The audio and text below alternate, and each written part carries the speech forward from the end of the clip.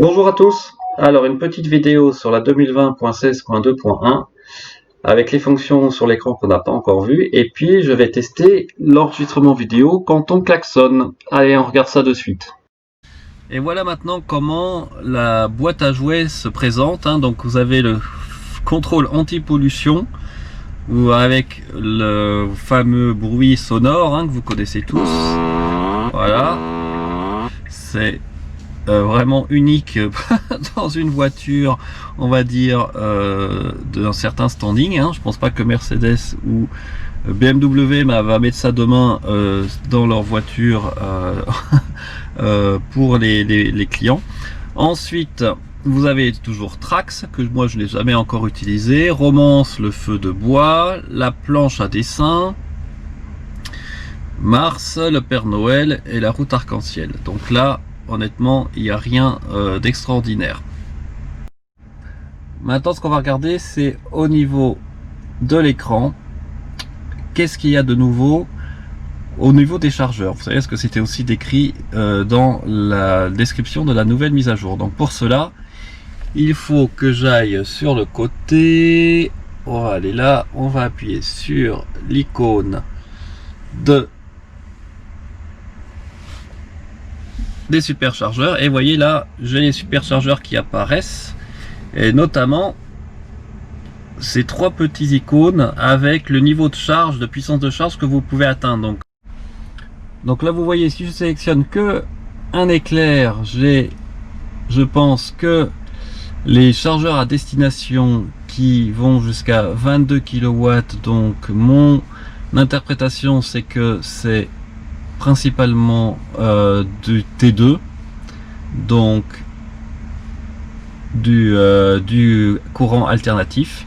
Par contre, si vous sélectionnez que avec deux éclairs, là j'ai des stations de charge à Lego, puisque c'est celles qui sont enregistrées en Allemagne. On n'a pas encore celles en France, sur les autoroutes, même en 3 étoiles par exemple, directement intégrées dans les stations de charge. Donc ça veut dire que, à mon sens, quand on sélectionne, on a la chauffe de la batterie qui se met également. Donc là on a que celle d'Allemagne. Vous voyez que ça monte jusqu'à 50 kW d'après ce que je vois. Donc on va pas beaucoup plus supérieur à 50 kW. Ah si, 62. Donc vous voyez, mais c'est pas les superchargeurs. Évidemment, si vous sélectionnez que les superchargeurs, là vous avez les superchargeurs de Tesla, et on va voir si en dessous on a les Ionity. Vous voyez, non, on n'a pas les Ionity. Alors je voulais revenir aussi sur la visionneuse, puisque vous savez, j'avais effacé hier en entier la clé USB, et maintenant vous voyez, si je vais dans caméra embarquée, j'avais appuyé sur le bouton hier en roulant et j'en ai bien un. Par contre en mode sentinelle, je n'ai rien, vous voyez, c'est grisé. Donc, et là vous voyez, a priori ça marche bien. J'ai toujours au priori 10 minutes d'enregistrer. Alors ce qu'on va faire, c'est qu'on va avancer et on va voir ce que ça donne. Est-ce que j'arrive bien jusqu'au bout? Parce que c'est le problème que j'avais la dernière fois, quand j'arrivais vers 10 minutes ou un peu moins, l'écran se figeait et ça revenait. Ah bah vous voyez, ça fait exactement la même chose. En fait, vous avez 10 minutes, mais vous n'avez pas 10 minutes 49, donc c'est un peu piégeux. Donc ce qu'il faut que j'essaye maintenant, c'est cette fameuse alerte, vous savez, qu'on a au niveau de la sécurité, qui doit marcher normalement. C'est enregistrer les séquences en actionnant le klaxon. Donc on va voir si ça marche. Voilà, donc ce qu'on va essayer maintenant, c'est en roulant, on va klaxonner et on va voir. Vous voyez, j'ai bien la caméra qui est affichée. On va voir si ça enregistre bien une certaine période. Donc là, bon, il faut quand même que j'ai un certain nombre de secondes sur la caméra. Donc on va faire semblant de sortir. Hop, je recule en essayant de ne pas me prendre le mur. Voilà, je réavance et on va voir ce qui se passe. Allez, je klaxonne. On va voir s'il y a quelque chose qui se passe au niveau de la caméra. Non, il se passe rien. Donc on va voir maintenant si je vais... Ah bah si, regardez. Enregistrement séquence vidéo, affichage possible si mode parking. Donc on met le mode parking. Voilà. Et on va aller dedans. Lancer la visionneuse. Et ça a bien mis dans la caméra embarquée en fait, hein, c'est bien en fait même au niveau du garage. Ah, ça c'est intéressant, vous voyez, ça a même commencé à enregistrer avant que je sorte du garage.